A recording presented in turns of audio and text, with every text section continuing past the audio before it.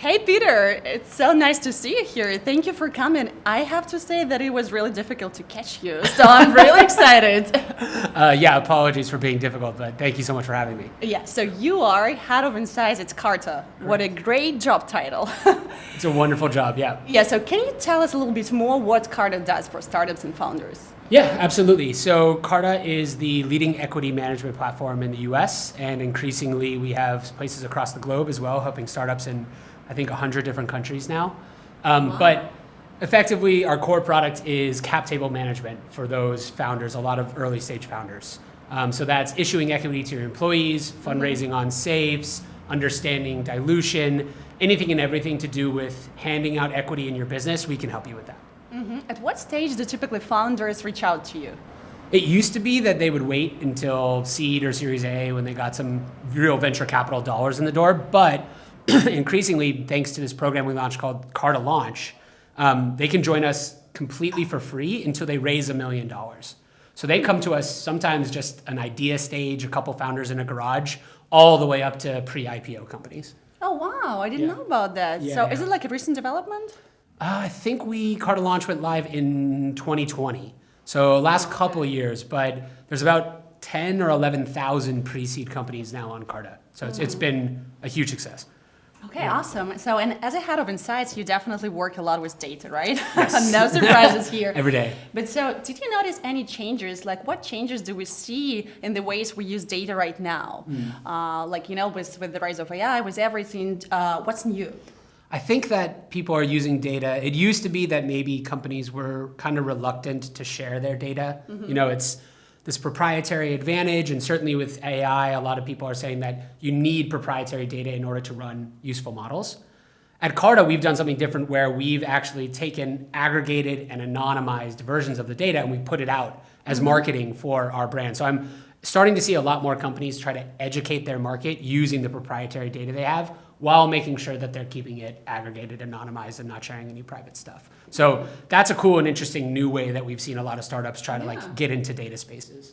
But the importance just keeps rising, right? So data is a king. Yes. We have no doubts here. Data is the new oil, as everyone loves to say. Oil, okay, that's interesting. Okay, and another question, so we all know that fundraising is a little bit difficult right now, yes? Yeah. But because you analyze a lot of data and work with it, so can you tell me a little bit more about the venture capital landscape in 2024 based on the data that you have?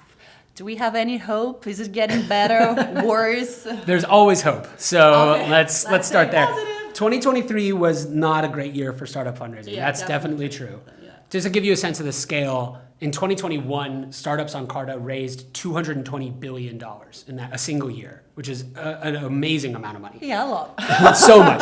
In 2023, that was down to about 60 billion. So 220 to 60 is a really big drop. 2024 started out kind of flat to 2023. I do think that fundraising will pick up in the latter half of the year. So maybe this year it'll come in around 80 or 90 billion, but it's going to be a long time before we see the kind of fundraising amounts that we did in 2021. Those days are probably gone for quite a while. Okay, so it's positive and not positive. Better than last year. Better than last year, not as good as the peak. I'm confused. Yeah. Okay, so we have hope for the second half of the year, right? Yes. Okay, let's see what 2024 has for us. Okay. Yes. And what is the typical size of a founding team, right?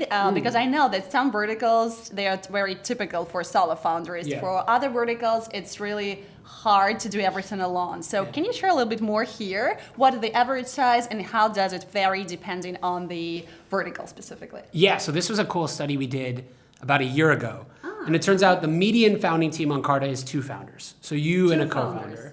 That's so if across. you have 2, so it means you have a team already, right? Yeah, that's a full team, that's a founding team. You can do a lot more there are companies with 5, 6, even 7 founders. That's probably 7. a little bit too many. 7 founders? Wouldn't recommend it, yes. But have you seen it, really? Yeah, we've seen a couple. It's an odd structure. It's not very common. So I think wouldn't. the most I've seen was like 5, yeah, but... To your question though, it varies a lot based on the space. So if you're an e-commerce or a standard SaaS business, 1, 2, or 3 founders is kind of really the range. If you're building in biotech or hardware or building in real atoms where you're actually making physical products, it does tend to have a slightly larger team size. So maybe it's 3 or 4 or maybe even 5 founders in biotech. But How do you explain it? Like you need more expertise, or why is it so? yeah, I think some of the biotech stuff is that you want both technical, as in scientific, and commercial expertise, and it's difficult to find those unicorn doctors who've commercialized a bunch of products. So that's probably a reason why. It's also candidly, like if you're building a hardware product, you're probably going to need to take in capital. You're not going to grow as quickly at the beginning because you have to build real things. Yeah. So that oftentimes makes it easier to have a couple founders who one can fundraise, one can build the product, one, et cetera, et cetera. So that's the idea. And for solo, so which industries are typical for solo founders? Mostly Like consumer, e-commerce, like standard SaaS is a little bit more. It's solo founders make up about 20 or 25% of the founders on Carta. Yeah. So it's not impossible. There are definitely solo founded companies that do really well. But I believe in time they will still need someone else, right? But at least to start and launch the product, you can do it on your own. Yeah, and not to say that they don't have smaller teams, they just don't have co-founders along with them. So actually we've seen a trend where solo founders may end up hiring teams and give them a little bit more equity than other people, but they're not all the way to the founding level. So you just kind of got to find your own path. Yeah, but actually my next question was about equity, right? How do you typically share this equity, especially if you have two co-founders? That is very typical. So do you share like 50-50, or what is the right way, right? Because you probably know it. I've heard that like when you have 50-50, it's not really good. However, it is pretty widespread. Not good because like no one has more responsibility. And if something happens or you have to make a really like important decision, then you struggle because like no one is like is a boss, I would say so. So what's your take here based on all the data that you have? So I'll state up front, I wouldn't want to paint this as a moral judgment. There's not like one right way to do it, quote unquote.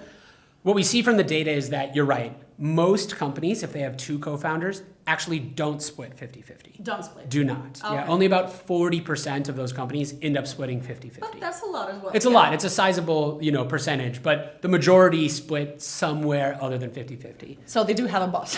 Somebody's the boss. Somebody's the boss. And usually the median split, again, there's a lot of ways to do this, but the median split we see for two founder companies is 55-45. 55-45. So not a giant gap, right? It's not 80-20, but it does make it clear who makes the decisions. The decision-making structure in the company is really clear at the beginning. The other point that we've made to founders all the time, and we still see founders getting tripped up on this, is if you're founding a company with a co-founder, even if you don't, you should have a vesting schedule on that equity. So that means you don't just get that 45 or 55% outright. It vests over time as you stay with the company, because if you unfortunately have a founder divorce or for some reason it doesn't work out, you don't want them to walk away with 40% of the business, because then investors will look at your company and say, look, that person is no longer helping. That's a giant portion of equity that's not useful to the company anymore. So usually they tend not to invest unless you solve this issue. They call it dead equity, right? And that's a big, big problem for founding teams that have already split up. But like, how much time should you wait, before you get like a lot of equity? Like, what is this like buffer? So you can start vesting it immediately, but do it like once every quarter or so. Every quarter. So, and then the typical schedule is 4 or 5 years. So if you get the 40%, you do it over 4 years, that's 10% a year. Every quarter you get about 2% or so. And so you say, you worked on this for a year, so you walk away with 10%, but you don't walk away with the full 40. Not on the first day. Not on the first day. I recently had a conversation with a founder. She lost her co-founder, who was also CDO, and she was absolutely depressed because of the equity issue as well. So that's a very, very good tip. It's a common way for early companies to not be able to make it, unfortunately. That's very important, definitely. And I also wanted to talk about safes, obviously, because we have a Carta representative here. So they have become widely popular. Yes. And I love how you put it, like safes are eating the world of early stage startups, right? I think I saw it in one of your presentations. So is the safe right instrument? I know that opinions differ, but like, can you share a little bit more? Obviously, there is no right answer as usual, but let's try to think what's the best, best way to use safes. Best way, So safes, simple agreement for future equity, is this way. It's essentially just a promise written in a contract, which says, I give you some money right now, and then when you raise a price round, my money will convert into equity in your business at that time. So you get the money up front, and I get the equity later on. It's a great way to fundraise for early stage startups. It's cheaper, it's faster, it's less legal cost. You can do it on a rolling basis. So like I can get a 15K check and then a 25K check from someone else, do two separate safes, same terms. That's all wonderful. What we're seeing though, there's a couple problems. One is it used to be that you do one round on safes, and then you would move to priced equity, and it was pretty clean and easy. Now Priced equity, okay. but safes are now taking up like 2, 3, 4. We know companies that have done 5 or 6 separate safe rounds. And what happens when you do that is whenever you get to that first price round, the dilution is really high. Like you may own less of your company than you think. Yeah. So just a warning for founders, safes are fantastic. I wouldn't do 4 or 5 rounds on safes. Keep it to like 1 to 3 maximum. And don't be afraid of priced equity. We know it costs more. There's legal costs, all that kind of stuff. But it's worth it in the end to have a clean cap table. And can you also explain the difference? Because very often founders ask the difference between SAFE and convertible notes. Yeah. So one, the SAFE is an equity instrument. So it's just a promise for equity. The second is exactly the same, convertible notes, except for it comes with an interest rate. So there's the same agreement on I'll give you money up front, you give me equity later on, but it also comes with an interest rate attached to that instrument, which means it's technically debt. You're taking on debt, and because that has an interest rate, it has a date when that interest rate is due, called the maturity date. And that's a little bit more favorable to investors than to founders. You can fundraise on either, they're both great. People just tend to choose the safe these days just because it's simpler. Well, it's easier, definitely, right? Because if you have an interest rate, I assume it's less popular. And Yes, it's more exactly. And you're actually taking on debt, which isn't very great for an early stage company. Yeah. Are there any very specific cases when you have to choose convertible notes and not really? Not real. Well, honestly, it's only when the investor insists on them. Yeah, and most investors are pretty cool with safes these days. There are some industries who are maybe a little bit more conservative who would want a convertible note, but it really just depends on what the founder can negotiate. Yeah. Another burning question, I think it's one of your presentations, you once mentioned that small teams perform better. And well, it sounds a little bit controversial. So, and as far as I know, layoffs remain stubbornly high. Yeah. So, can you please share a little bit more on this, based on data? Yeah. Like, is there any hope in terms that founders will start hire better, or maybe it's just not reasonable if smaller teams perform better? So, what's your take here? I don't know if I have great data on whether or not you end up performing better. What I do know is right now, founders are very reluctant to hire. So hiring is way down from where it was in the last couple years. So teams themselves, the standard team at a seed stage company, say, if it was a median of, call it 15 or 16 people in 2021, maybe it's only 10 people today. Is this connected with the lower fundraising activity? Definitely, so? Yeah, 100% connected to fundraising, and also connected to the idea that if you're going to have longer until your next fundraise, you need to monitor your cash burn really closely. What's the biggest expense for most startups is payroll. Yeah, so hiring people is tough. And the layoffs, a lot of companies have found that they're actually performing as well or better now with fewer people than in the earlier times with more people. So the reluctance to hire, that next new hire has to be like a really clear ROI for them to actually bring it into the business. So it's tough out there for startup employees looking for a new job. Yeah, I may understand founders, and that's okay, right? Because they're thinking about their business and how to survive. But what can we advise to those people who are looking for a job right now, and if they want to join some startup teams? I won't sugarcoat it. Like, it's definitely harder than it was in 2022 or 2020, even early 2023. I think when you're making the case as someone who wants to get into startups, I think it's really useful, especially at the smaller stages, so seed, Series A. You're not really applying to the job because, say, you want to be like a growth marketing manager. You should think about it as you're applying to the job because you really want to work on the problem that this startup is solving, right? So startups want to see at that early stage missionary employees who, even if they weren't to join this startup, they would join another startup or another company in this space. They are absolutely fascinated by this set of problems. Yeah. It's a lot easier to make the case for yourself if you're fascinated by the problem than if you're just like, I'm a great marketing manager. This seems like a cool job.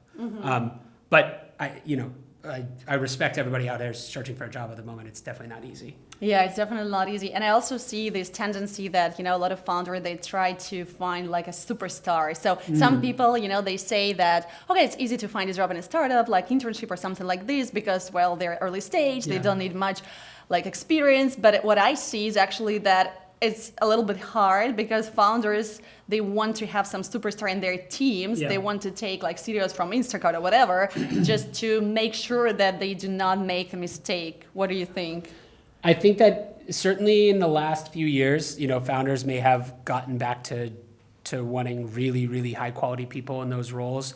And I say high quality, there's different ways of judging that. Sometimes actually founders will look at someone who's coming from a DoorDash or an Instacart or something and say, well, if you haven't worked at early stage places, sometimes those people don't function as well at the tiny, tiny startup because there's just way less resources. If you had a big team at Uber and then you come to a tiny startup, you're not going to have nearly the resources and you're going to maybe have to do a lot of that work yourself that you used to have a team do. Yeah. So it kind of depends on what sort of the founder is looking for, but it is tougher to stand out in the sort of general recruiting market today than it was 12 months ago, just based on all of the amazing people who have unfortunately gotten laid off over the past year. Yeah. Okay, but let's stay positive anyways. Gotcha, yeah. I also love your statement, it's AI and everything else. Can you please comment a little bit on here? What did you mean by this? Well, I was talking mostly about fundraising. So general picture in fundraising, a little gloomy. Yeah. AI fundraising has been ramping up really significantly over the last 12 months. Something like AI companies, they fundraise quicker, they have higher valuations, and they have more cash per round than non-AI companies. So that's proven out by Carta data very clearly. This boom has been happening basically since ChatGPT went live. Yeah, so exactly. Like end of 2022-ish. So it's been over a year now. We don't see it slowing down really. AI is still the hottest category across all of our sectors. But maybe some investors are getting a little bit more cautious about, are there going to be a ton of really big winners from this? Or is it another hype bubble? There's always a hype bubble in startups. Exactly. This is just the latest one. Crypto winter, right? Yeah, mobile, whatever it is. So there may be a decline in AI coming, but it certainly isn't starting now. Yeah, that's really definitely very interesting. But if we talk about other verticals, there is also like a trend making unsexy industries sexy. Do you think that this, like hardware and all other verticals are getting more popular slowly? Definitely. I think that there has been a shift, not a gigantic one, but a meaningful one, between people who only used to invest in software businesses, and they're now willing to invest in hardware or biotech or energy or things that are really deeply intertwined with the real world. And I think that's great. I think those are some of the businesses that really need venture capital the most because they're risky at the beginning, but the outcomes can be really amazing at the end. There's also been a rotation towards, defense tech and those sorts of hardwares, which were a little bit out of favor in the boom times and are now, with the El Segundo and near LA and all this places, seems like a bit of a revival for that as well. So I'm all for it. I think it's a good rotation. There'll be a lot of money for software businesses still, but VCs are more open to those pitches than they used to be. Yeah, definitely. And because of the rise of AI, there are so many companies, they just add AI everywhere. So sometimes you just don't even understand what they do, but you see AI powered by AI. Some of those websites are really hard to read, yeah. Honestly, I don't really know how investors figure it out because do you have any ideas? Because, when you have so many companies with AI involved, how to make the right decision? I feel like, some investors are really super technical and they're going to go deep into the actual models and everything. Many investors are not. So in those cases, I think a lot of what they're trying to suss out is, okay, if we just treat AI as this next new technology, what does it actually enable this business to do? How does it change your relationship with your customers? Are they going to be able to establish a real defensible business? Or is it going to be really easy to copy because everybody can use AI? So it's a tough moment. That's why some of the AI investment, I'm sure some of it will be wasted, but that venture capital always kind of only has 2 out of 10 really makes sense. So it's okay in that sense. That's why we call it venture, right? Yes, exactly. These are risky bets. Yeah. And also you've said once it's the Bay Area and everything else. And I really love it. And I want to talk a little bit more about this. And just like recently last week, I realized that there was a startup grind, and at 4 p.m., Gary Tan was speaking there, right? The president of Y Combinator. At the same time, at Stanford, Sam Altman was giving a speech, also at 4 p.m. And at the same time, at Stripe session, there was Jason Huang, the founder of NVIDIA, who was also giving. And I was like, is it even possible anywhere else in the world that you have all these like tech superstars talking at the same time and you don't even know, like just like within like 15 minutes drive and you don't even know where to go? Yeah. Like what is so magical about the Bay Area, and is it still, like the top? Because, whenever I go, I went to Austin for a conference, then I went to Boston, then I went to some other areas, and everyone keeps saying like, oh, we're going to have the next Silicon Valley here. Right. And I'm like, well, okay, interesting. So can you tell me a little bit more? My guess is the next Silicon Valley is just Silicon Valley. I think it's going to stay the here. The next Silicon Valley is the Silicon Valley. I love it. Yeah. It's just not, there was this trend or this thought during 2020, 2021 pandemic years that, okay, Silicon Valley was the home of startups, but now startups are going to be everywhere and it's going to be democratized. Okay. What I'll say is it's easier to start a company anywhere than it used to be. That's for sure true. But the heart of startups is still very much the Bay Area. So in Carta data, it's about 35% of all the capital invested into startups goes to capital in the Bay, or goes to startups that are either in San Francisco or San Jose area. But if you look at just AI startups, it's like almost 50% of the capital. So if AI is the next wave of startups, those are definitely still more concentrated in San Francisco than anywhere else. And there's just the way that, Hollywood in LA or finance in New York, like there are homes of certain industries and it's very hard to dislodge those places. Like I love it. The home of startups is industries. San Francisco, right? Like if you want to be an actor, you move to Hollywood. If you want to be a startup founder, oftentimes you move to the Bay. And that's been true for the last 10 years, and I'd expect it to be true for the next 10 as well. Yeah, because, after the pandemic, a lot of people, they moved away, moved out from the Silicon Valley, and they moved to Florida, to Miami, and like these people keep telling me, oh, you see, this is the next hub. Come on, we should go there. Yeah. So, okay, still, the heart of the tech is still here, right? Yes, very much so. If you want to do something like in the tech sphere, it's better to be here. But what is so magical about this place? I think, one of the things that I think is different about San Francisco and the Bay Area versus other places is just the depth and expertise of the angel network here. So you'll run into angel investors who've been angel investing into startup companies for 3 decades in the Bay, which is just like not possible anywhere else. The way that I like to talk about it is, what do rich people with disposable income like to do with their money? If you're in Dallas or other places, maybe you invest in real estate. In San Francisco, you invest in startups. And you're probably because you made your money in startups and you understand tech in that way. So there's like a ecosystem where tech money gets created here, then it's recycled back into the next generation of young companies. And I think that that's true in other places, but it's much deeper here in San Francisco. Yeah, and I think also, what I've noticed that a lot of accelerators that are based here, even if they have around 30% of international founders coming, they now started requesting them to be physically in person here. Yeah, that was a big shift from why? Yeah, why? Because of these things that are happening? There's some part of it that's serendipity. Like you can go to the coffee shop and have the conversation with the VCs and they'll just drag in that other VC who happens to be in line there. That happens in the Bay. It can happen elsewhere, but it happens more frequently here. The other thing is, Gary Tan from Y Combinator has made this very clear that they just believe very deeply in San Francisco and the in-person experience here. That's not true for every accelerator or for every company, but there's kind of a little bit of a pushback towards building completely distributed teams at the very beginning. Like you got to have that founding team together with maybe those early engineers to start iterating quickly. And then as you grow, maybe it's easier to hire remote talent from other places.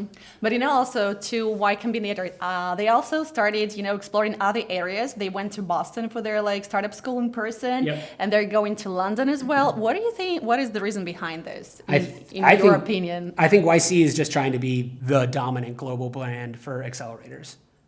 They've got a huge head start here in the Bay. I think they're the most respected of many accelerators. And it used to be that accelerators all kind of looked like YC. Like there was Techstars and YC and other places, but it was all cohort program, take some equity. It was like a very kind of regimented thing. But now you're seeing accelerators or little incubators for various little industries or hacker houses or pop-up shops. Like the whole space has kind of exploded. So I think YC wants to grab that global audience and saying, we want YC to be very deeply associated with the word startup. Like Ambitious plans. Exactly. Like Gary is not short in ambition for sure. So I mean, I respect it. I think he's doing great things. Definitely. Well, and I mean, the places that they're going are definitely very important. Like take Boston, right? It has a huge ecosystem, especially in biotech science. So I mean, it makes sense. The same is about London, the capital of like all European ecosystem. So. I clearly understand that. But also another question about accelerators. Very often startups ask me like, should I go? Should I apply? Like in your opinion, why is it so important to go through these programs? Because obviously, like accelerators, they sometimes invest in you, right? Yep. And that is great, cash. But beside the cash, what else can you get there? Like what is so special about them? And would you recommend, for example, if you have a founder friend, would you recommend him or her to go through the program? I think, honestly, No. that's not true. Accelerators are fantastic, but you need to be specific about what you want out of them. So if you can fundraise and get your business started without them, I'd say skip it. One, they can be very expensive in terms of equity. True. So the YC deal, it's two safes and there's a little bit of back and forth between them, but effectively you're getting something like $500,000 for 7% of the business. That's a good amount of money, but 7% is a lot of the business as well. True. Other accelerators have actually worse deals than YC. Yeah. So equity is a really important thing. You want to hold on to that. What do you get out of accelerators? I think three things. One, cash upfront. Cash, okay. Two, network. Network yeah. is a gigantic thing, especially in some place like YC where the alumni and the people associated with the program are so fantastic. Yeah. So like, is it true that if you're in YC, can Gary Tan dial Sam Altman for you and maybe like have you a conversation? Like that stuff happens, right? Yeah. For sure. The third advantage is knowledge in a very concentrated way. So the cohorts are designed so that you come in with an idea, maybe you started a product, but you iterate so quickly that you come and you out of can that. pivot many times, like You come out of that on a much stronger basis for your company. I think all of those are great reasons. If you're doing it just for the credibility, I'd say maybe skip it. If you're doing it, and this is a trend we see a little bit, which I don't really understand, is founders doing more than one accelerator.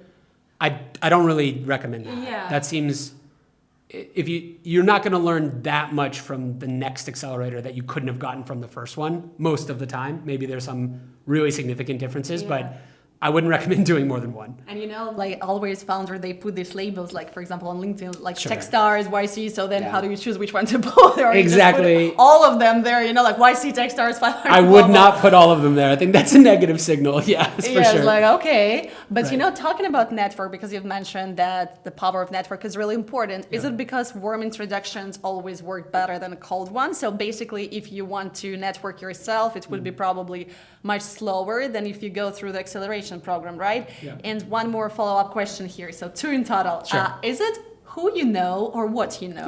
So It's always a combination of both. Who and what you know. But Okay. I will say that, yes, in general, if you're trying to take venture capital, getting a warm introduction to that VC matters, for sure.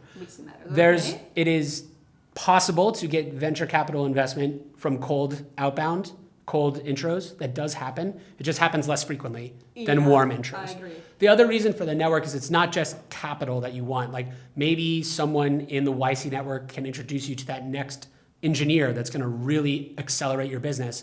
There's a lot of reasons why network matters. Yeah. But in general, I think like building a dense network in really mature venture ecosystems, New York, San Francisco, et cetera, can be helpful when you need capital, need hiring, just a whole host of things that might be helpful for your business. Okay, so Can be helpful when you need capital, need hiring. There's a little bit Just more. a whole Maybe. host. What you know is clearly it's sufficient. It's necessary, but it's Yeah. not sufficient. Who you know can really accelerate. Because if you know a lot but no one knows about it, Yes. probably you want and to then go you got to too start far. marketing yourself, right? So Yeah, there's a lot of exactly. And also, as we mentioned networking, you probably go to a lot of networking events yourself, right? I mean, do. I probably you you try to avoid them sometimes. But any tips, because also, especially people who are new to the Bay Area, they come here, founders, and they're like, okay, what do I do? How do I network? How do I get out of this comfort zone? Do you have any specific tips? I actually do have some specific tips after spending, as I think we met at a network event here. So it can be really helpful. Couple points. One, it is really easy to stand out at a networking event if you've done your homework. So like, don't go and just try to meet random people. Go when you know someone you want to meet is there and have done some research on them. Say like, hi, I'm Peter. I read your blog recently and I really found it fascinating that you said XYZ. That tells me a couple things. One, you did your research. Two, you know who I am and it's useful for me to like understand that I can be helpful to you that way. But just interrupted. How do you always know who is there? Okay, for example, you don't always know. If I know that you are speaking there, I may go there and like, okay, Peter is speaking there. Definitely. That's my time, my opportunity. But if I'm not sure or I do not know, and not always you can see the list of attendees, how to hack the system? Totally. So that only applies if there's one person that you really want to meet. Specific one. Okay. For the general, like I'd like to go and network with people in startups. One of the things that I think more founders can get really good at is try to explain your business and your idea in 2 sentences or less. So like imagine you had 20 seconds to explain your business. How would you introduce yourself to me? Okay. Hi, Peter. Okay, so let's say I was pitching Carta, right? Okay. So it's like, hi, DASHA, my name is Peter. I'm the founder and CEO of Carta, but I'm not. That's Henry. But just in case you know the template. I have this new business. It's called Carta. We run the cap table for startup companies. What that means is we make it easier for them to issue equity to their employees, investors, and founders. Like, bam, stop. And then just stop and say, any reaction, like let them join the conversation. One of the things that happens when you meet a lot of founders in very tight proximity is they're so focused on their pitch because they live it every day, right? They're just in it all the time that sometimes they continue talking for like 3 or 5 minutes and no one's gonna be able to follow them through the whole thing, right? So allow them to have breaks and allow your conversation partner to jump in and say, oh, that's very interesting. Tell me more about that, or blah, blah, blah. Like, I just think that founders sometimes kind of push their startups a little bit and I totally get it because it's your life, right? This is the thing that you've chosen to do, which is amazing. Yeah. Let people join the conversation. But do you think that still, this kind of elevator pitch is still important? Because, like a couple of years ago, that was really important. Everyone was talking about, okay, how to make elevator pitch. Is it still relevant or not really? I think it definitely is still relevant. Still. I think I don't think it's a dirty secret. I just think it's human nature. Is that investors invest in founders they really like, right? You're much more likely to invest, maybe not all of the time, but a lot of the time it's who do I really like? Am I attracted to this founder as a person? Do I love their ideas? Do I think they can have the ambition that you need? And so like being able to concisely explain your pitch, because you're gonna give this pitch a lot. You're gonna explain yourself to so many people. Yeah. So making it really tight and clear allows you to then lean back, listen to their questions, and actually engage with them on a one-on-one human level instead of just like reciting a couple paragraphs. But one investor once told me that he doesn't care as much about your product and the elevator pitch that you give, but he cares about who you are. Like, and he says, like, if you want to attract my attention, you should start with your, nationality, background, your hobbies. Yeah. Do you think it can be relevant, or what is the best balance here? I totally think it's relevant who you are. At least to mention a little bit. What your experience is, but you can let that come out naturally in the conversation. Yeah, right? okay. So it's not like, I'm Peter, I was born here, I like soccer, I do blah, blah, blah. It's here's my, here's a Man United fan. Here's my startup or my idea, and then as you get talking, you say, oh yeah, I used to work at Google, and because of that, I have By the way, whatever it is. I didn't work at Google, but I think it's just like a natural flow. But I think what that investor is saying is also the ability to persuade people to be interested in you is a big part of being a founder. That's not just investors. It's your first hires, your co-founders, your customers. They're all at your earliest stages. Your product is important, but they're investing in you.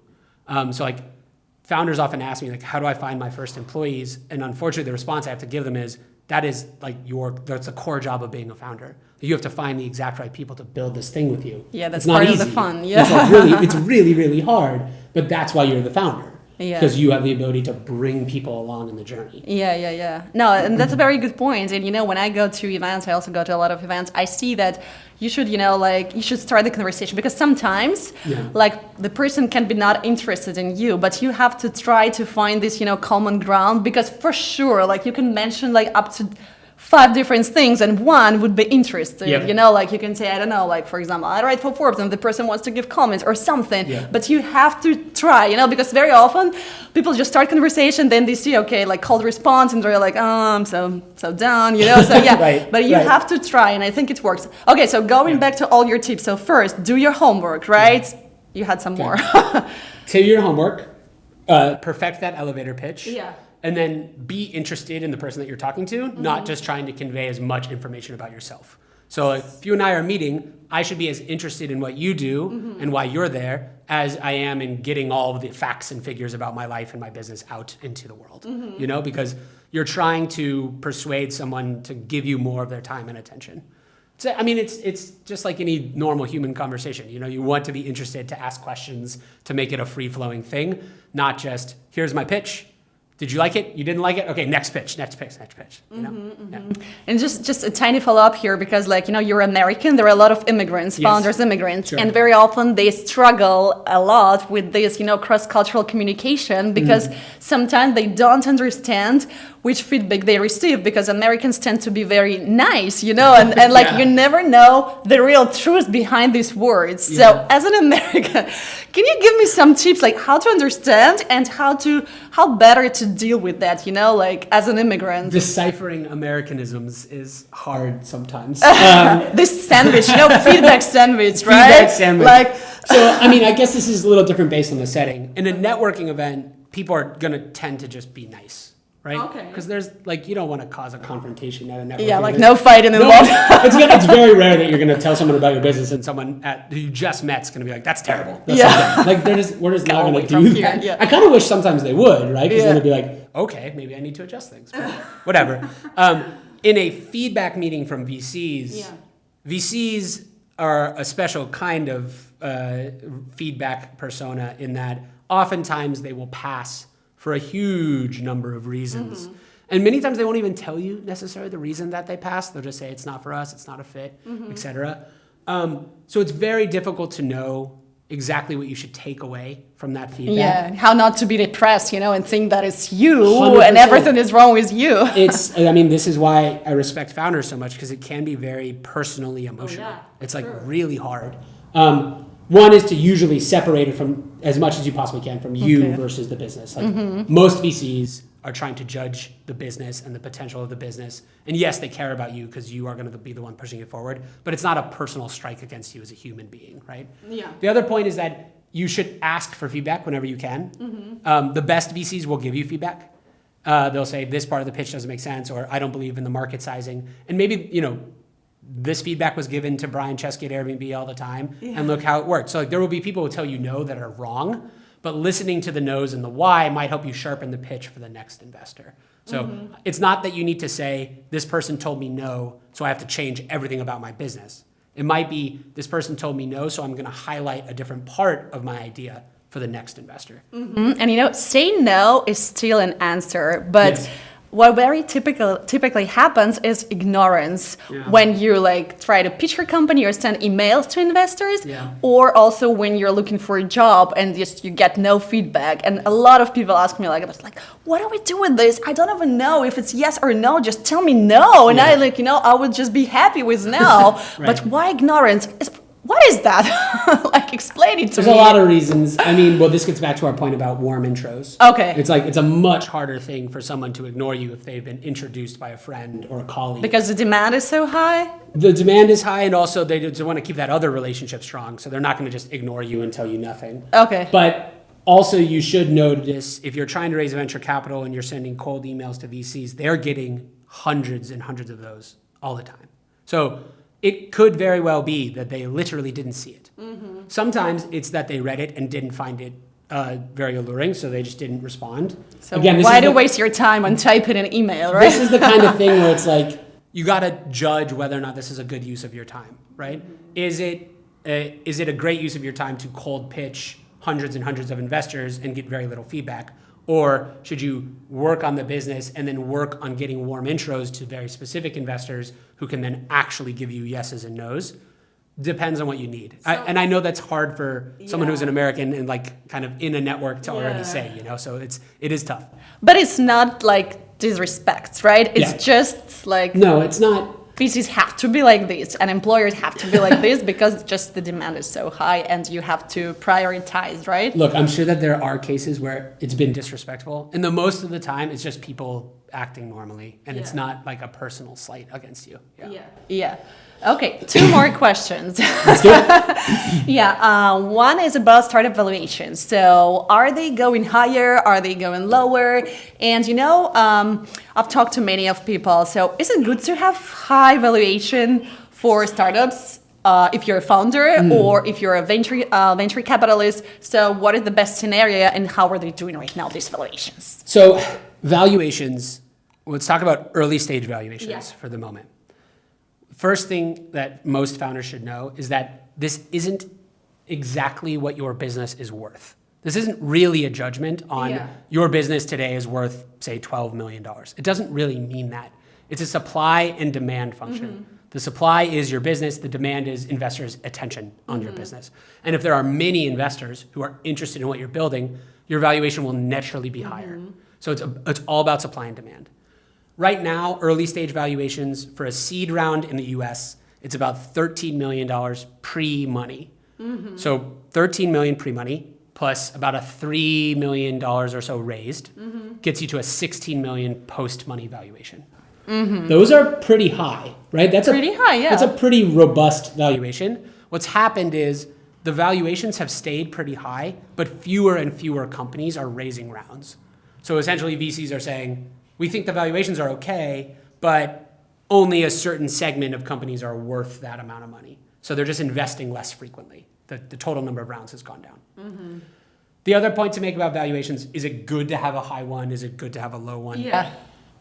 Depends, probably. So it totally depends, but it also is, we've seen very recently some of the dangers of having your valuation be too high. So What is that? 2021, there were companies that were making $2 or $3 million in ARR that were valued close to $1 billion. If that's the case, in order to get to the next thing, whatever's past $1 billion, you got to get that ARR up super high. You've got to grow incredibly quickly. So what high valuations do is they mean you have to grow into them very fast. What a lower valuation does is to say, look, we may only be, let's say we make $1 million ARR right now, and the valuation is 10 or 12 million. That's not as great as it was in 2021, but it's nice because we can very clearly see a pathway to get to $3, $4, and $5 million in revenue, which will get us to the next round of financing. So lower valuations can be easier to grow into, which make it easier to get that next round of financing. But it's human nature to be like, my business is worth $1 billion. How amazing is that, right? Like, it's tough to refuse. So I'm not holding against the founders who didn't turn down big term sheets and things. But a lot of companies right now, unfortunately, are having to go back to their investors and say, we're not worth that much. We need to do a down round and take some of this off the top. And those are tough conversations to have. So you want to avoid those if you can. Yeah. No, thank you very much for sharing. And, as the founder of Women Tech Meetup, I talk to a lot of female founders and female representatives. My question, only 2% of VC money goes to female founders right now. What does your data say? Is there any hope? Is the situation getting better? And how can we potentially, change that? So we have a lot to say about this in terms of the data. Okay. So 1 more hour. Yeah, exactly. We set aside another 90 minutes. No rush. Here's what we know.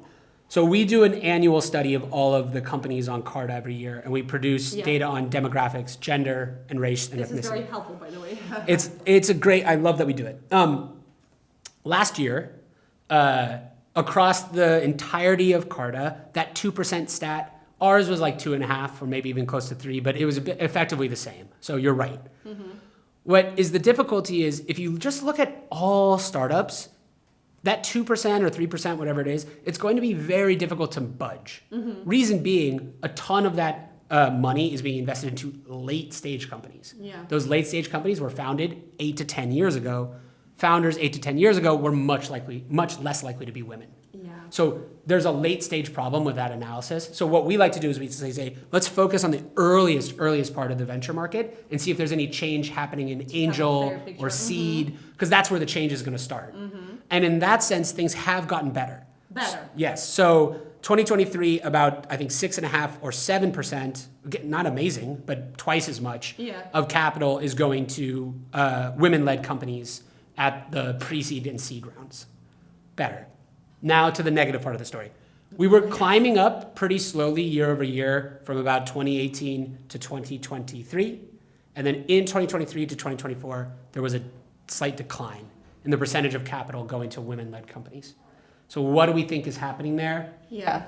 Do we have like less women founders, or is the quality worse? So what's wrong? There were a little bit fewer women starting companies, incorporating companies in 2023. That's true, but not a gigantic difference. Yeah. Maybe a percentage difference. But to your point, I've talked to one accelerator and they told me like, we have a special program for women, but they just do not apply. I'm like, interesting. And they're like, we wish to have more, but just we don't have them.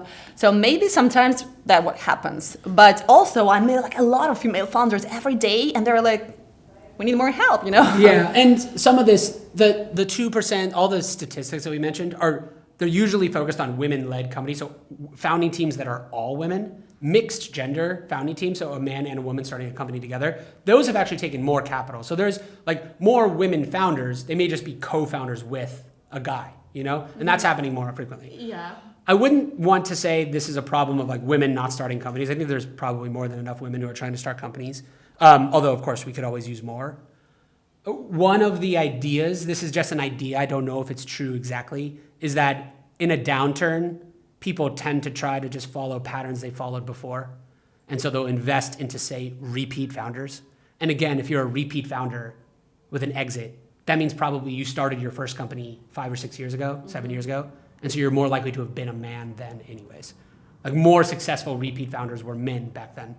Just based on demographics changing. So that's, I think, a little bit of what's happening. Yeah. I'm really hopeful that 2024 sees a reversal in the slight downturn that we've had. But if we're going to see any change in that, it's going to happen at the earliest part of the market. It's not going to happen in late stage. Yeah, of course. Yeah. And to wrap up our conversation, can you name a few startups that you're really a fan of or that you think have really great potential?